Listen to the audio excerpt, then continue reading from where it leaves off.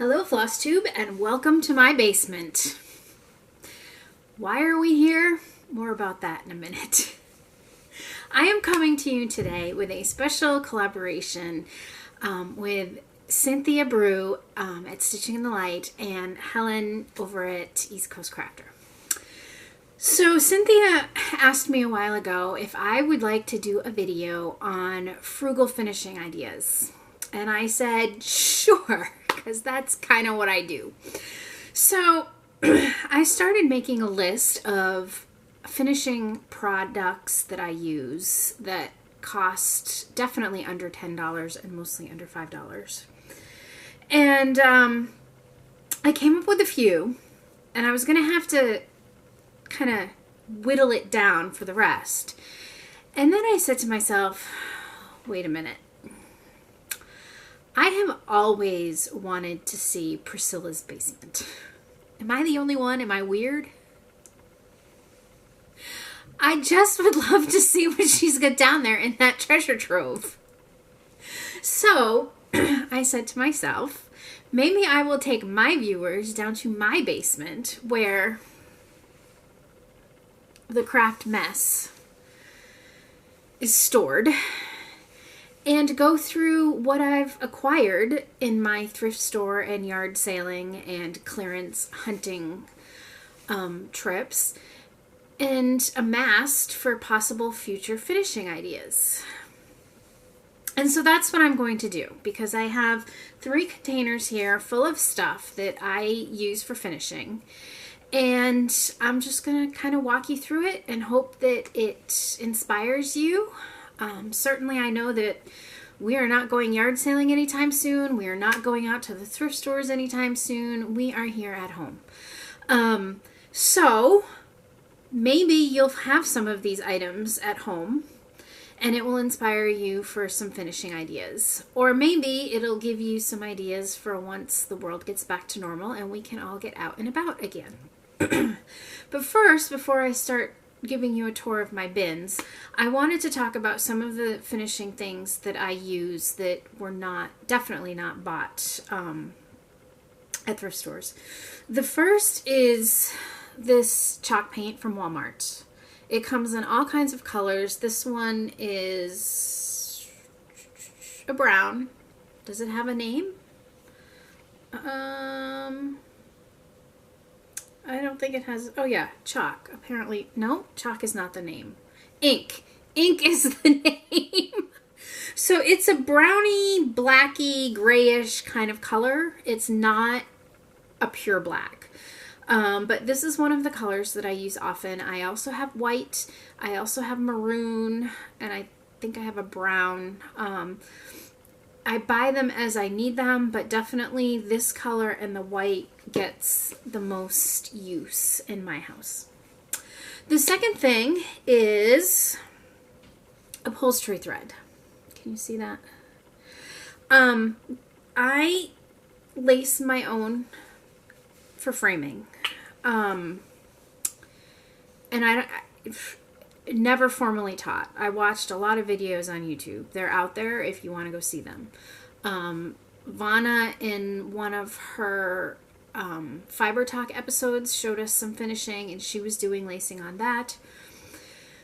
Up until I saw Vana's video, I was using fake DMC left over from the friendship bracelet days of my girls.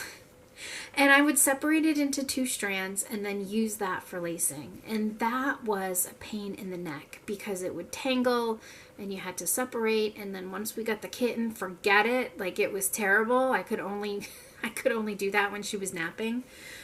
So then I saw Vana's video where she was using the upholstery thread. And so I bought me some, and I will never go back. And as you can see, I've almost used up a whole thing of it in not a long period of time. Like, it takes a ton of thread to lace some of the larger pieces. But it's much easier. I'm not going to say that lacing is fast, but this goes faster because you're not separating the strands of DMC. So those are 2 things I highly recommend. I also have a whole bin back there of wool. And I love wool for finishing the backs of Christmas ornaments, because what I do is I get a piece of wool. I'll explain more about that later. I wash it and I dry it so it felts. And then all I have to do is cut it with pinking shears and it won't unravel. And so I love to do my Christmas ornaments on foam core board or whatever I'm using to finish with. And then I just glue a piece of this on the back and I'm done. Now, where did I get all my wool? Because if you've tried to order wool online lately, it is not cheap, right? And you know that I am cheap. So this tip I got from a lady named Abby. When I was living in Virginia, I wanted to learn how to make penny rugs and do wool applique. And so I contacted a local teacher and I organized a class at my house. And our dear friend Donna Ray was one of the ladies who came and learned how to do penny rug with us from Abby. I wish I knew Abby's last name. And Abby taught us that one of the best sources of wool is the thrift store. And she said she would go and buy the 100% wool skirts or jackets or what have you, take them home, put them in the washer and dryer on high heat so that they got felted, and then cut them apart. And so that's exactly what I did. And I am so cheap, you guys, that I would not buy from the thrift store if it was full price thrift store. I would wait until half price day at the thrift store and then I would go buy the wool. Because here's the thing, I was living in Southern Virginia. Nobody was wearing wool. Everyone was donating it. And so I knew that if I saw a piece on Monday and Wednesday was half price day, well, then I would come back on Wednesday and sure enough, it would still be there. You can't always do that. That's kind of goes against my cardinal rule of thrift storing and yard saling, which is if you see it and you want it, buy it, because if you go back, it might not be there. So I have all of these wools, and you can see this one is a decently large size piece of wool, and it used to be a jacket, I think, because this is where the fake pocket was. And so I would just cut them apart and use the wool. Skirts are best because you get the largest pieces of wool, especially like wraparound skirts. They're wonderful. But I would buy, if I were you and wanting to do this, I would go look for neutral colored wool. And if you knew you were going to do this for Christmas ornaments, get you some reds and greens. Whites and off-whites are kind of rare as far as that goes. I've only found, I think, 1 or 2 pieces of wool clothing that were white or off-white, and I snatched those up and turned them into wool applique snowmen. So definitely thrift store wool. All right, that brings me to my bins here. So I'm just going to show you things that I have, maybe inspire you, and maybe you'll learn a thing or two. I don't know. The first thing I have are all these antique books, and this is totally Teresa Kogut's fault because she uses these to mount her punch needle pieces on.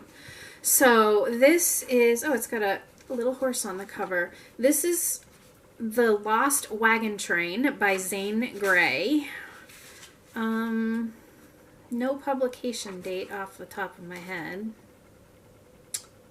Oh, 1936, right? I don't know, could be worth money. But I thought that this would be great for like a fall piece, whether it's cross stitch or punch needle, because it's solid orange and you just mount your piece there and then you stand it up like this and it's good.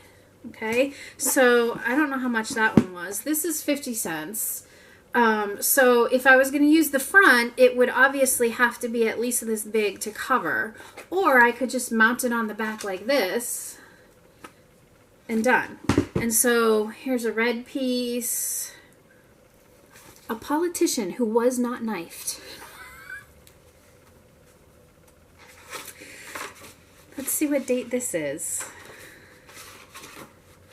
I don't know if there is one. 1934?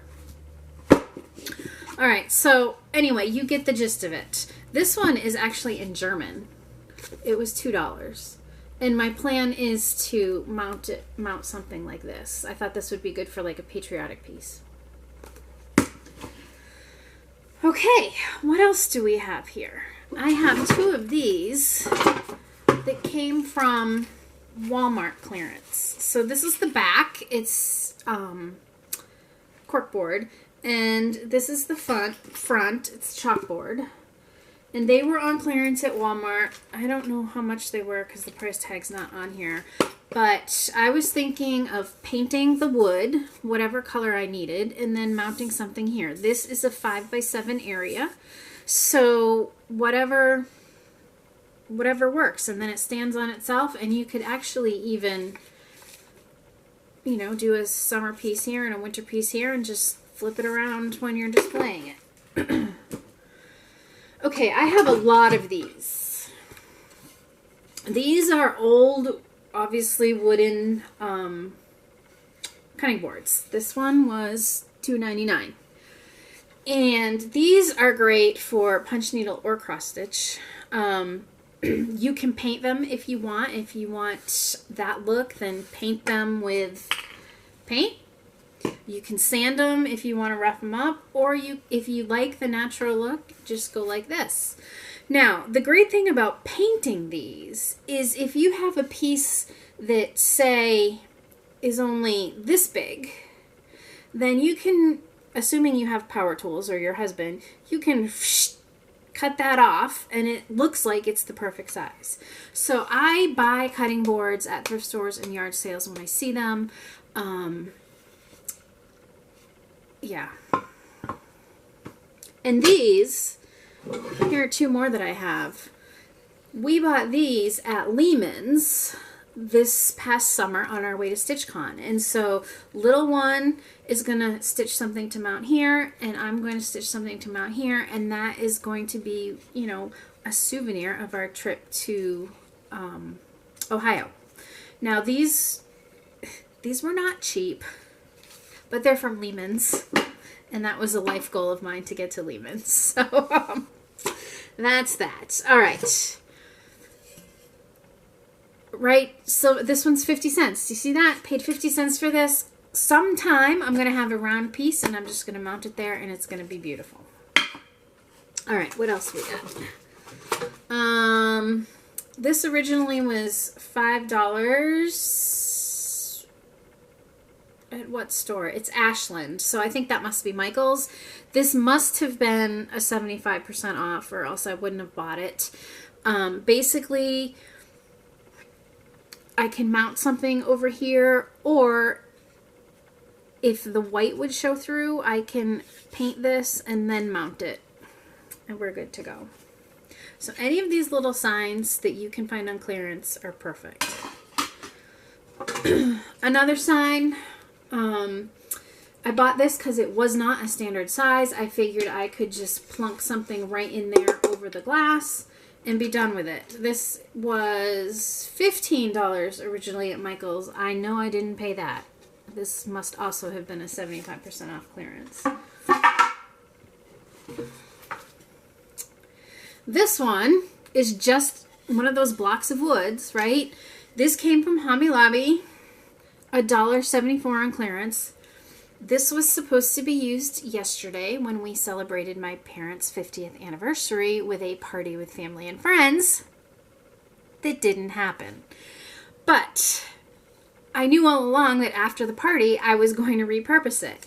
It's already painted solid black for me on the back. Perfect. $1.75. Here's another one. I don't know where it came from, but it's got a $3 price tag on it. And so this would be good for any square-shaped cross-stitch. You can stain the basket, you can paint the basket, you can leave the basket natural. doesn't really matter. And the thing that I like about these is it doesn't matter if your square is 4 inches or 5 inches or 6 inches. Slap it on, it's going to look good. Okay. Oh, look, another book. What else we got? Oh, so this is a gift card tin purchased for $1 at the Christmas tree shop when Donna Ray came to visit me a year and a half ago in October. Did you buy some, Donna Ray? I forget. But anyway, my original plan with these was to mount something right on top, similar to the Altoids tin, except this is a little bigger. And then the rest of the things I have in this bin are all mostly rickrack. When I see rickrack for a good deal, I buy it. And as you can see, there's nothing organized about this. But we all have colors, right? Like, I know that I am not a bright yellow, pastel, fluorescent anything kind of person. My colors tend to be barn red and blues and olive greens and black and white. And so I use that as a guide as far as buying finishing items. So I don't have any purple rickrack because I know I'll probably never use it. What else do I have in here? This was gift trim. $1.47 price tag, probably 50% off, but it's mini pom-poms. And it was not, this might have even come from like Big Lots. No, it's Walmart. It was Walmart, but it's not in the craft aisle. This was in the Christmas aisle. So you just keep an eye out when you're shopping and see what you can find. These are some Dames of the Needle trims. Again, in my colors, blue, black, or blacky brown, olive color green. This, I must have found it at a yard sale, but it's a whole ream of pretty something or other that maybe I'll use sometime.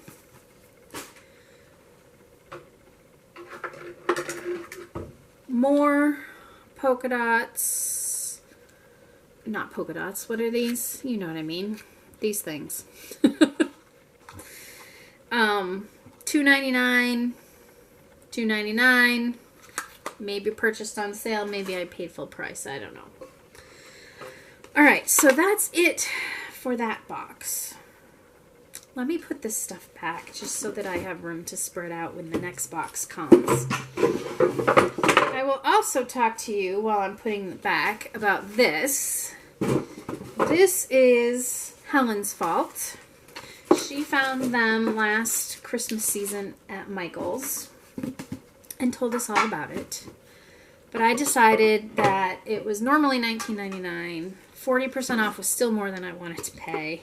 So finally, when they went down to 60% off, I grabbed one. I think it was like the second to the last one in the store. But, yep. So it's got the clip thing on there. So you can clip whatever you want to this. You can... My thought was I would take the bow off and then it's red. So it's Christmas. It's Valentine's Day if you decorate for that. I don't. It's patriotic. A lot of bang for your buck with this one. All right. Little box. Probably came from a yard sale. But again, you can mount something. I need something long and skinny to mount on here. And that would be a perfect like smalls exchange. Okay, next box. First, we have trims for finishing. More of the same. This one is mostly Christmas stuff. So again, when I find anything that might be useful for trimming with, I buy it.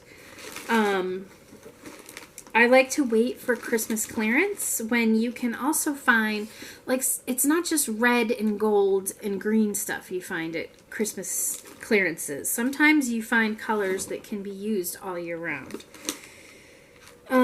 What's this? $1.29. more trim. Not necessarily my color, but doesn't mean I can't dunk it in dye and make it. Here's more, $1.29, more trim. So there's a lot of stuff like that that I have in here that I just collect as I see it. Another box, again, perfect for mounting something on. Was it a Benson and Hedges? That's a cigar, right? This is a cigar box. Again, it's not in perfect condition. It's got scratches and dents. I paid 50 cents for this sucker. So if I wanted to, I could paint it and then mount something on here, or keep the scratches and call it primitive. This was something I found at a yard sale. I thought it would be cute to have a small snowman something or other hanging off, or remove his hook and just use him to decorate a wreath or something with cross-stitch snowmen. Found this one at a yard sale. And again, could put a chicken piece here. This one of the other reasons I bought it is because it's signed by Deb Bazinet, who happens to be the sister-in-law of a friend of mine. So, yeah, or I could do this and mount something here, like a fresh eggs, right? That would be cute. So all kinds of things that you find that are definitely not meant for cross-stitch finishing that could be. This is a chalkboard. Ooh, $7.97. Did I really pay that much for this? I don't think I did. Again, easy mounting. I got a bunch of these at Hobby Lobby. Nope. Thought it was Hobby Lobby. It's not. It's Christmas Tree Shop. $3, right? So all you have to do is mount something over the top of this and it's ready to go. Okay? This is the one, I believe, that I got from Hobby Lobby. Yes, HL. So this is Hobby Lobby. Again, very similar. Cover the chicken or pop it off if you can. And then you've got a beautiful ornament. This was a yard sale find, 50 cents. These I got from my best friend when she was moving and cleaning house. They're like stacking hat boxes, and we all know, now these are not the $100 and whatever stacking boxes, but they look pretty similar when they've got a cross stitch on the lid. Again, another cutting board. This one is really primitive. I loved it, so this is not going to get painted. I just need a long skinny piece. Done. Oh look, another cutting board. This I got at the Christmas Tree Shop. I've already used one of these for finishing. You've probably seen it in one of my older videos. This one was $3.99. Buttons, buttons, and more buttons. All acquired at yard sales. I've got another box of them right here. I have a button problem, but what I realize is it's hereditary, because cleaning through my aunt's things, she's got canning jars of buttons that probably were left over from my grandmother, so it's not my fault. Like, I inherited this. More ribbons. Chenille is always good for finishing. And that's about that. Oh, look at this. This was another Hobby Lobby thing. Perfect for a round ornament. Slap it on there. Done. Cindy's Cross Stitch has a great tutorial for finishing round things. And more of these, right? Perfect for a little cross stitch in there. In fact, I used one of these recently in a finishing, and I will show it on my next regular normal Flosstube video. All right, so last bin, and I have 4 minutes before my camera shuts off, so we're gonna go fast. I bought this. I figured this would be great to paint all black or all white and then put some sort of patriotic design on. That was $4.99 at Hobby Lobby. 75% off means it was $1. More cutting boards. Ooh, look at this. This I'm going to paint, and I need to find something like bee themed and put it in there. 50 cents. This was a trivet, and I popped out the tile that was in there. What else we got?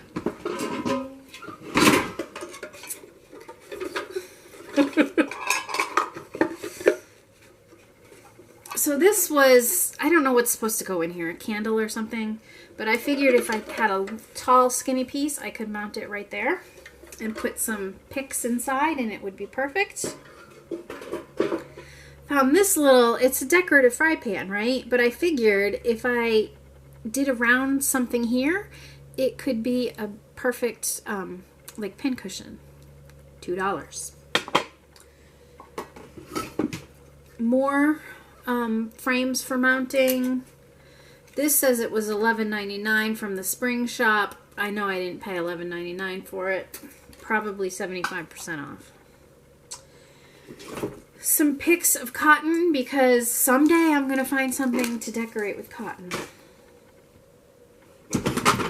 This, $3 at the thrift store, which that sounds expensive to me. It must have been a half price day. Again, I figured you could paint this, put something on top, call it a pincushion.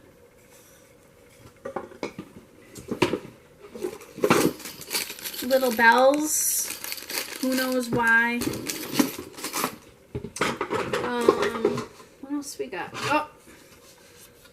Again, paint it up, put a long skinny piece on here because they're hard to find frames for, and you're good to go. This one had a $10 price tag at Michael's. Again, 75% off. Cost me $2.50. More rickrack. There's not a lot of rhyme or reason in how things got put in these bins because that's what happens when you move so often. And then this is a little sewing box that I found at a yard sale. So it's got the knobs here, so like I can't put a square piece here, but I figured I could decorate it somehow. I just thought it was really sweet. Oh look, there's stuff inside. Yeah, I put that there and didn't remember. These are going to be needle minders, stuff to turn into needle minders. All right, so there we have it. My finishing treasure boxes. If you're bored, show us your finishing treasure boxes. What do you have waiting in the wings that could possibly be finished into something? Show us what you got. Right? We all have basements like this, if we have basements. So show us yours. I hope this was a fun little visit. I hope you were inspired, saw something that maybe triggered an idea in your head. Go watch Cynthia Brew and Helen D. I will link their channels below because they're going to have frugal finishing ideas for you as well. And until we meet again, Flosstube, I wish you fair winds and following seas. Bye-bye.